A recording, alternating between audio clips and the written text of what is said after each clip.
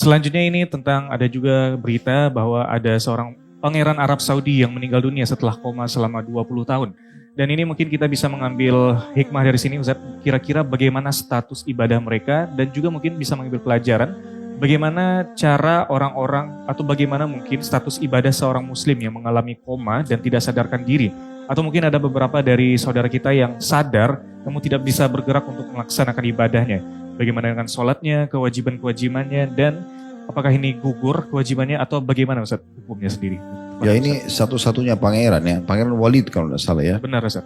Rahimahullah, beliau meninggal setelah 20 tahun di Gaibubah. Gaibubah itu kayak orang yang tidak sadarkan koma, tidak sadarkan diri.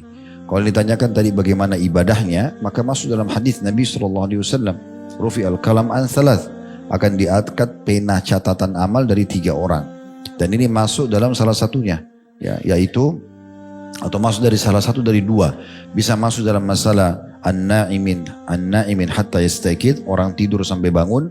Tidur ini bisa bermakna tidur ya yang biasa atau memang dalam keadaan tidak sadarkan diri. Nah, ini masuk dalamnya, dia tidak akan dicatat apa-apa, tidak ada kewajiban sholat, tidak ada terjadi hukum apa-apa gitu ya. Kalau dia lagi tidur, orang lagi tidur tidak sengaja dia memukul orang di sebelahnya, terus orang itu cedera. Ini kan sebenarnya ada kisos, tapi kalau di luar tidur, tapi kalau dalam tidur tidak terjadi masalah itu. Kemudian yang kedua, al-majnun hatta yafiq, orang gila sampai sadar. Ya, bisa juga masuk dalam masalah gila itu kan tidak ada akalnya. Nah, bisa juga masuk dalam masalah, tapi lebih tepat yang pertama masalah tidur sampai bangun, dan yang ketiga adalah orang yang kecil, anak kecil sampai dia balik. Jadi insya Allah tidak ada hukum ibadah bagi orang yang seperti ini ya, selama betul-betul dia dalam kondisi tidak sadar. Tapi kalau dia sadar tapi tidak bisa ngomong misalnya, maka itu tetap aja dipandu, orang yang di sekitarnya pandu untuk ibadah semampunya. Sebagaimana kata Nabi SAW, sembahlah Allah semampu kalian. Ubudullah mastata'tum.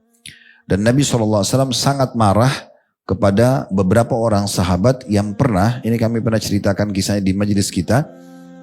Ada satu sahabat ikut berperang dan ternyata batok kepalanya itu kena hantaman pedang musuh. Dan akhirnya terbuka ya, tapi beliau masih hidup, kuasa Allah SWT. Pas menuju pulang ke Madinah, di tengah jalan kena kepalanya luka, beliau tidur sambil duduk. Tetapi dalam kondisi tidur beliau junub, maksudnya mimpi. Nah setelah bangun mau sholat subuh, maka beliau tanya beberapa orang sahabat di situ, kira-kira apa yang harus saya lakukan? Saya junub. Apakah saya harus mandi lengkap semua, membasahkan sampai ke kepala saya yang sedang luka ini? Yang ada yang diam, ada yang nyeletuk. Yang nyeletuk ini yang salah. Mereka mengatakan, ya kamu harus mandi. Akhirnya diikutin lah sama dia, berjaga-jaga diikutin. Diambil air, disiram. Begitu air masuk ke otaknya, meninggal dunia. Ya, mati.